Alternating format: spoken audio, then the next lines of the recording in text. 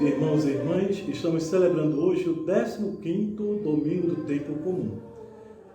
A liturgia da palavra de hoje nos traz um trecho do livro de Amós, também um trecho da carta de São Paulo aos Efésios e, por fim, um trecho do Evangelho de São Marcos, que é o que estamos seguindo ao longo deste ano.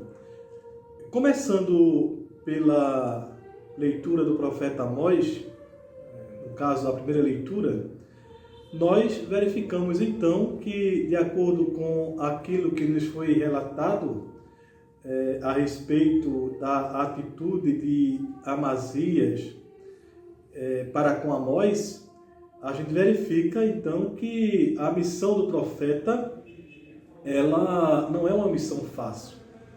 Como o profeta ele tem que falar em nome de Deus, ele facilmente sempre vai descontentar alguém que, em certo contexto, poderá se encontrar exatamente na contramão daquilo que o profeta está apresentando.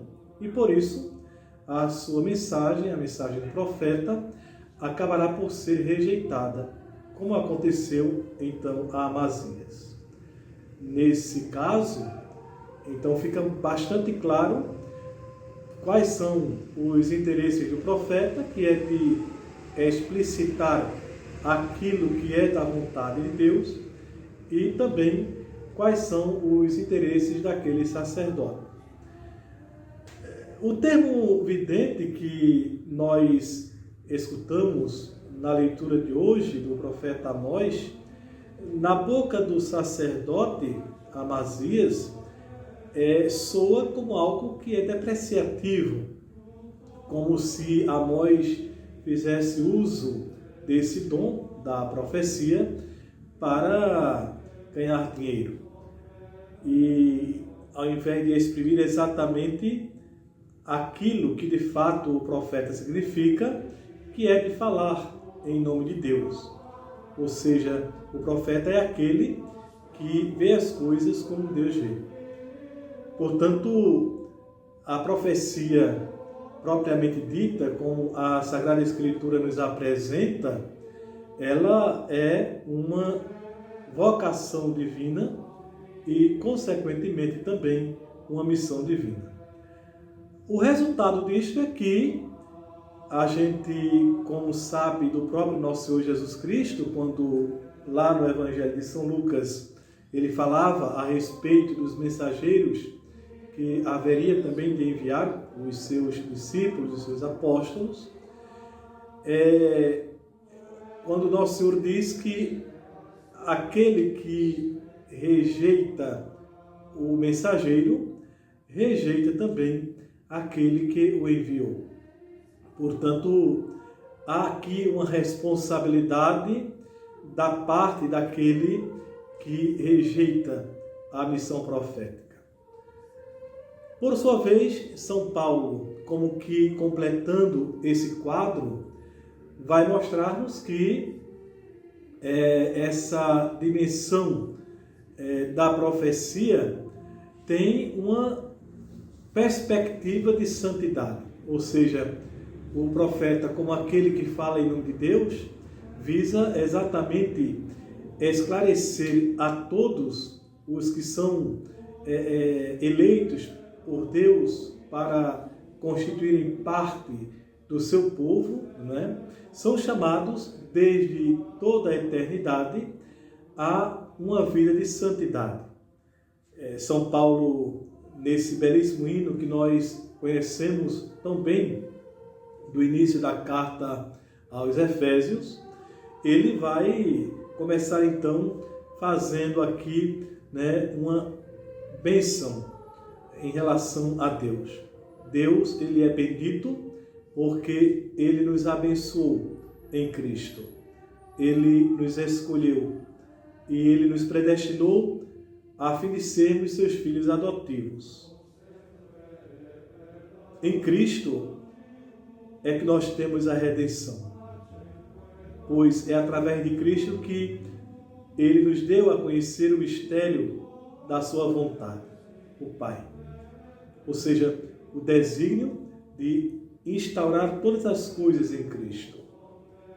E a escuta do Evangelho, portanto, nos traz o selo do Espírito Santo, que é aquele que é o penhor da nossa herança.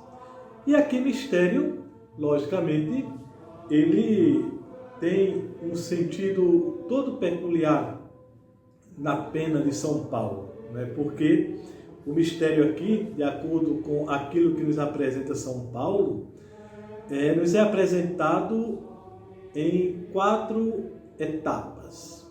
Nós, primeiramente, falamos aqui do mistério de Deus, realizado em 3 etapas: a etapa da criação, a etapa da redenção e também a etapa da santificação. E a 4ª etapa compreende exatamente ao mistério da Igreja, quando entendemos que essa Igreja, ela é aquela que continua e torna visível no tempo e no espaço o mistério de Deus, o mistério de Cristo e o mistério do Evangelho.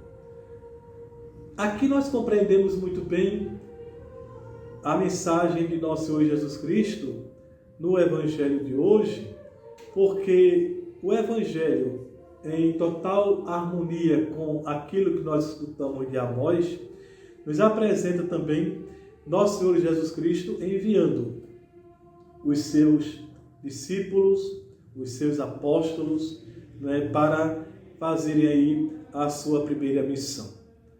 Como Deus, então, chamou Amós, tal como nós escutamos na primeira leitura, e também os outros profetas da Antiga Aliança, assim também nosso Senhor Jesus Cristo, ele envia os 12 em missão. É o que nós escutamos no Evangelho de hoje. Portanto, esses 12 apóstolos, agora enviados em sua primeira missão, eles são como que o núcleo primordial da Igreja, também ela chamada e enviada a continuar no tempo e no espaço a missão de nosso Senhor Jesus Cristo. Neste ponto, queridos irmãos e irmãs, e aqui eu tomo o Catecismo da Igreja Católica, o número 904 e 905 do Catecismo, quando vai tratar da participação dos fiéis leigos no mundo profético de Cristo, ele coloca algo interessante que convém também à nossa reflexão. É muito importante lembrar que, como nos diz o próprio Catecismo, Cristo ele exerce o seu mundo profético não somente apenas daqueles que foram constituídos ministros da Igreja pelo sacramento da ordem, por meio da hierarquia, mas também através de todos os batizados. E aí é muito importante quando o próprio Catecismo ele traz para nós aqui uma citação de Santo Tomás de Aquino que diz assim: ensinar alguém para levá-lo à fé é a tarefa de cada pregador e até de cada crente. E aí, continuando mais à frente, agora no número 905, o Catecismo, citando também o decreto ad gentes do Concílio Vaticano II, vai dizer o seguinte, referindo-se ao apostolado dos leigos: este apostolado não consiste apenas no testemunho da vida. O verdadeiro apóstolo procura as ocasiões para anunciar Cristo pela palavra, seja aos descrentes, seja aos fiéis. Portanto, queridos irmãos e irmãs, que a liturgia da palavra de hoje nos motive, a contemplar Nossa Senhora como aquela que é o modelo por excelência da escuta da palavra de Deus e que procura e procurou, logicamente, ao longo de toda a sua vida, colocar em prática essa palavra, vivendo em total santidade diante de Deus.